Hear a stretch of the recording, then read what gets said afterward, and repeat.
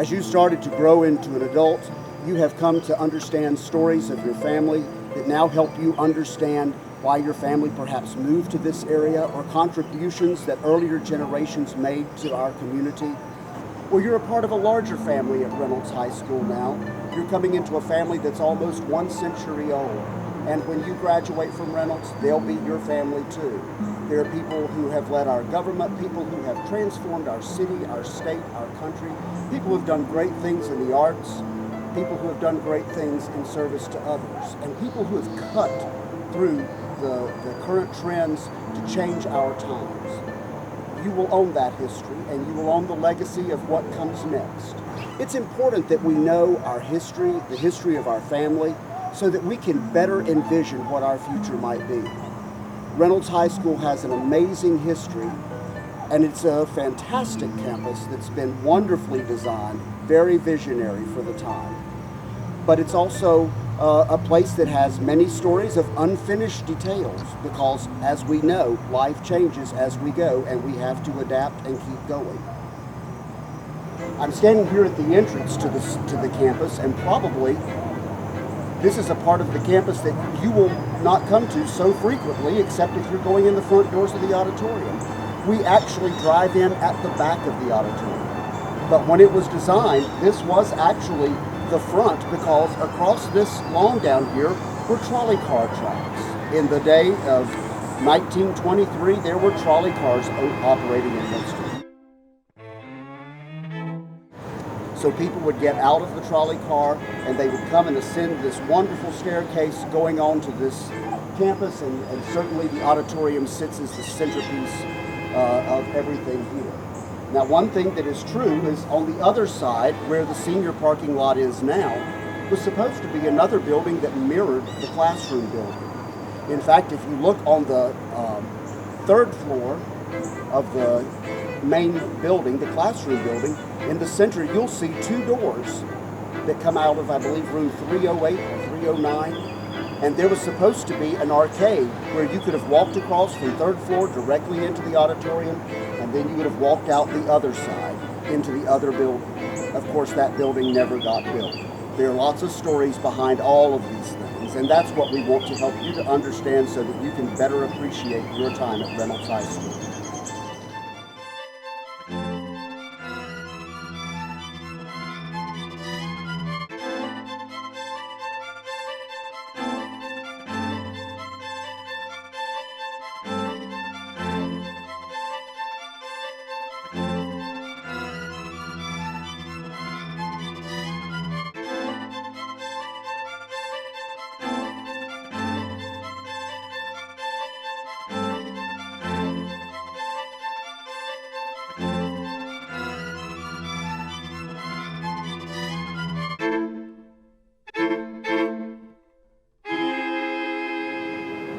It's important to realize that in the renovation that took place in 1963 and then another in 2001 and 2002, great care was taken to preserve and to renew the fixtures that were already in the building. For instance, the light fixtures are all the same fixtures that were original to the building, but they were reworked by United Laboratories to be safe and efficient for today, for energy, for fire safety.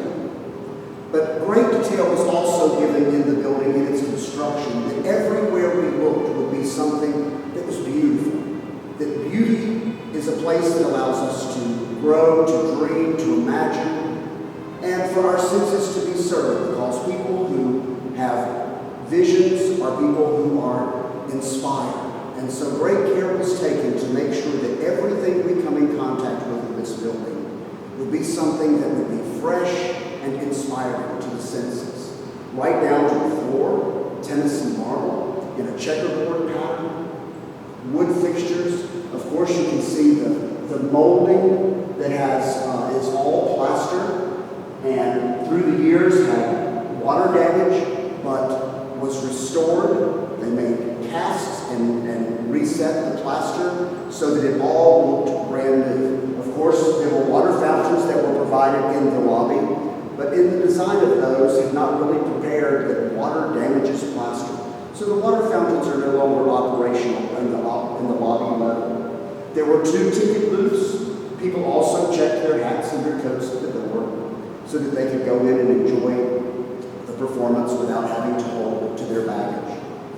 Of course, we see the statues that are in the lobby. They were provided by the Haynes family, and they are replicas of famous Italian sculptures, and they have been here throughout the time.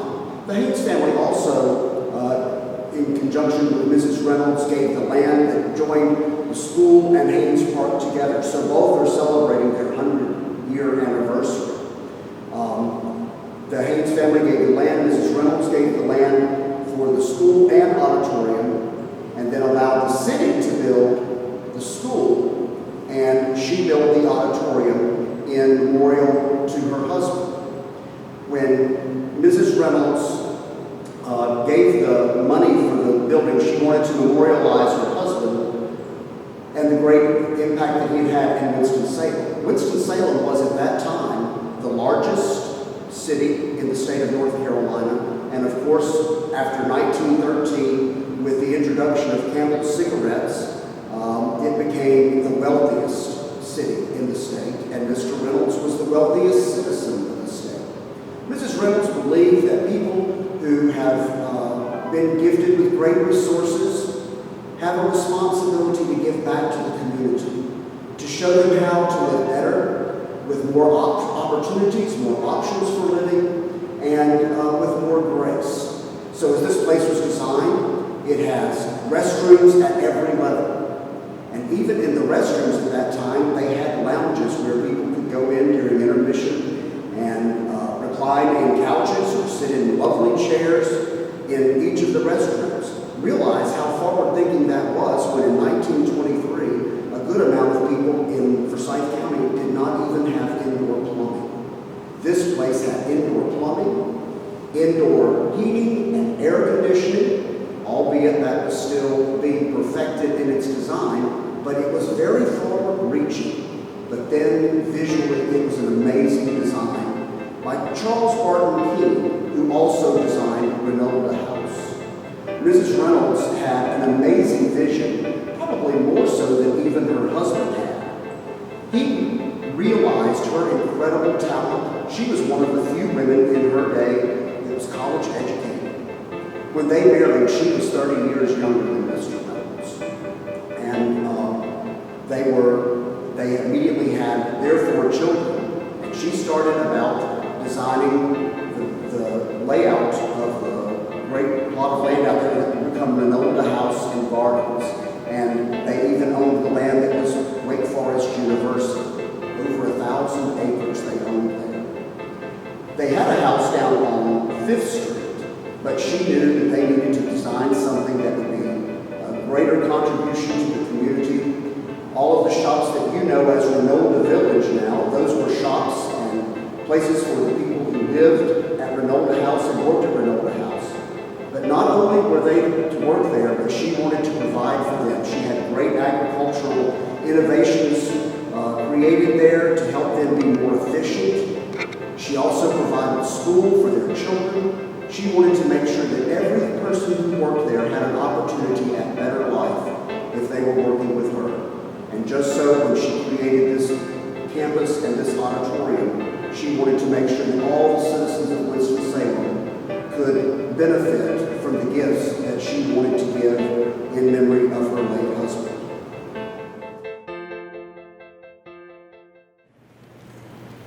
So in renovation, you are preserving the past, but you're also updating for the most modern technology that is for both safety and for an excellent performance space. So right before the 2001-2002 renovation, a paint archivist from Boston came and sat for a couple of weeks, scraping through 17 layers of paint to get to the original colors of the auditorium. This is the color you see. This is the color that it opened with in 1924. The brass, all but 2 sections are the original brass. They have now been burnished so that they don't tarnish as they used to. The woodwork, paint was stripped from there, and it has been stained to its original look. You see these panels with lattice on the front. In halls of that time, a pipe organ was an impressive attribute to the space. Williams High School in Burlington has a pipe organ in their high school auditorium. There was a pipe organ supposed to be installed here, but they were not able to complete that. You see window shapes on the sides. They were actually working windows when the place opened. But it's very difficult to have an excellent theatrical performance and have a blackout when you have windows all around. So in the renovation, I believe in 1963, the windows were blocked and no longer functional, so that you could have a blackout space in the middle of the day. You see these beautiful Tiffany Tiffany shades over the lights above. There were actually nearly twice as many of those, but they were removed when air conditioning was installed in the renovation of '63. But I had told you earlier there was actually air conditioning planned in the original design. In the floors you will see these pockets sticking up, little circles that have slots in them. There was heating below, radiator and fans that would blow the air up. But for air conditioning, there were chutes on the outside that an ice truck would come and deliver blocks of ice, and then fans would blow across that to create cool air coming up. Of course, I guess the physics lessons had not made it through yet that said cold air doesn't rise. So that was not such an effective air conditioning system. You see radiator panels, the grids on the side. That's where radiators existed previously. They are no longer there, but this was the original look, and so it was important to preserve that. Of course, the lighting has been upgraded, and sound has been upgraded far beyond what was used at the time, so that it is current to today's standards. One of the amazing innovation designs is that it opened with over 2,000 seats that were functional. Most people probably don't realize that there are actually more seats upstairs than there are downstairs. My personal opinion, the best seats in the house are at the middle of the lower balcony. So if you ever have a chance to choose, that's the best seat in the house. The stage is the largest in Winston-Salem. The house is the largest in one of the largest houses in North Carolina. When Reynolds High School campus opened in 1924, it was the third largest campus, high school campus, in the nation. It was a forerunner in every way. And it was considered strategically designed to come, it is about halfway between New York and Palm Beach, West Palm Beach, Florida.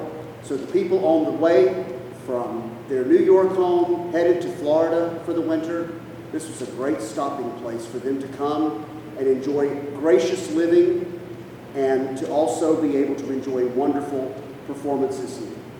Some of the greatest people of our time and who have laid the framework for entertainment have performed here. In the 1920s, Harry Houdini performed here. He is the magician, the escape artist, and in fact, underneath the covering on the stage floor, the trap door is still existent. You can see it if you're in the green room and look up.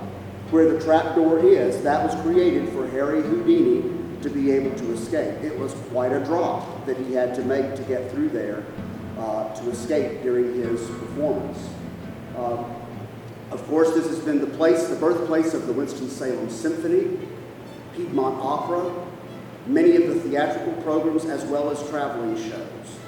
It still seats more people than any other theater in the area and has the largest performing space, but it's all part of a high school campus, so it is still the place of the Key Club Follies.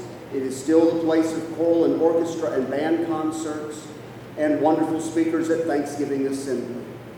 So it's an unusual opportunity that students at Reynolds High School have to be a part of Reynolds Auditorium and know it as part of your everyday activity. but it's one of the true gems of North Carolina. It's on the National Historic Register in Washington, D.C., which helped then provide funding for the renovations and the upkeep. But every generation that comes along has a responsibility to take care and to also upgrade and provide it for the future generations that will come through Reynolds High School. Now that you're able to see it from the view of the stage, you can be reminded that there are more seats upstairs than there are downstairs.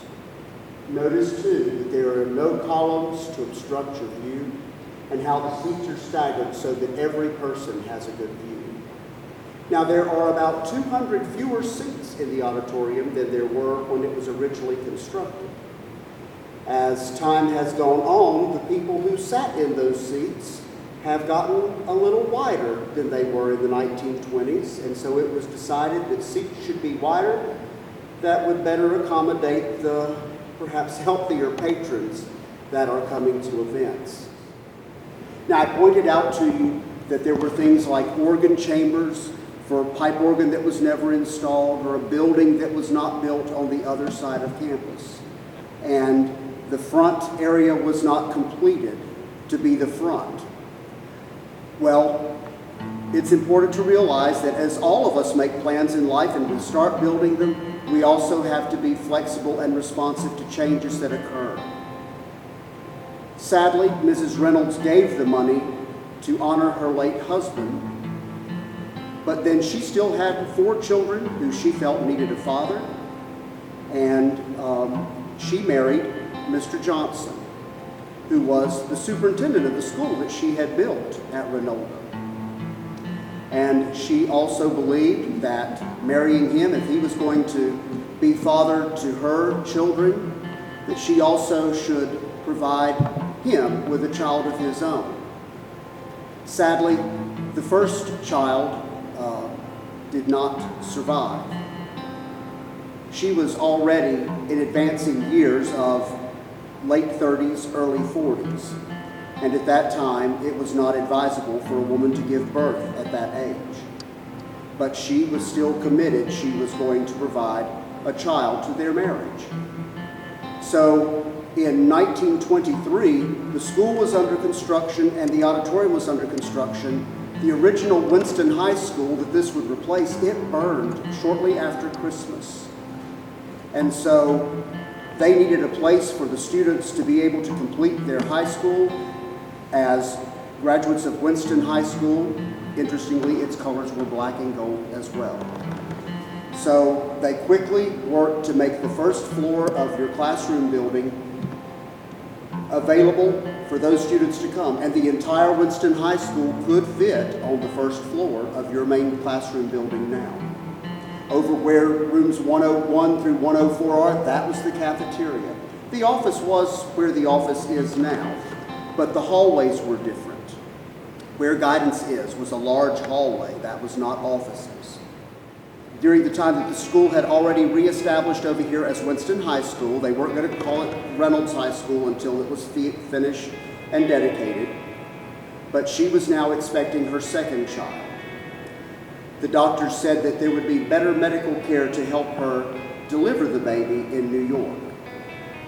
So she had seen the place coming into its completion, but she had to go to New York to deliver the child.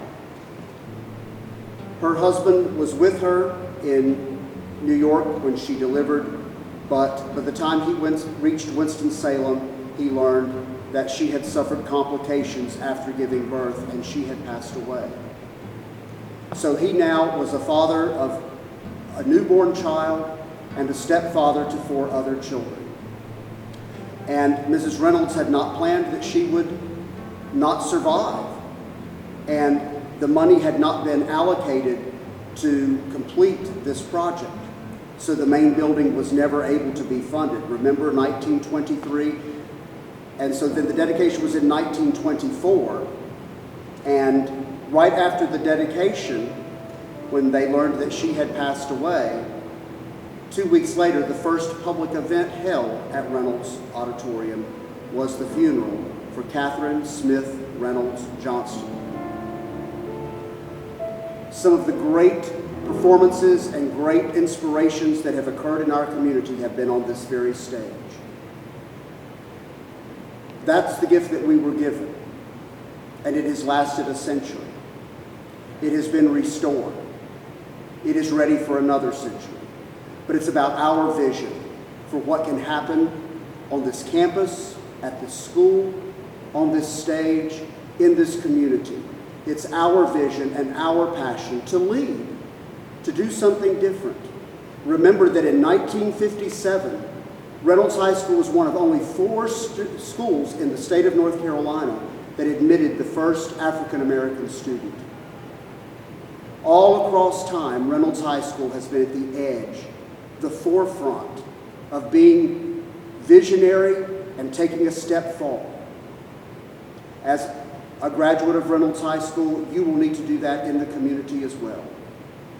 As a leader, perhaps in government, in science, in technology, performance, you have a wealth of a family in the Alumni Association of Reynolds High School to stand with you, to be the wind at your back, to give you advice, to mentor you, but you have an enormous responsibility to carry it forward. Amid the pines she proudly stands. To her our voices rise. We always shall love her, dear old Reynolds High. Our school of great tradition gives us all ambition. Alma mater, alma mater. Hail our alma mater. Amen.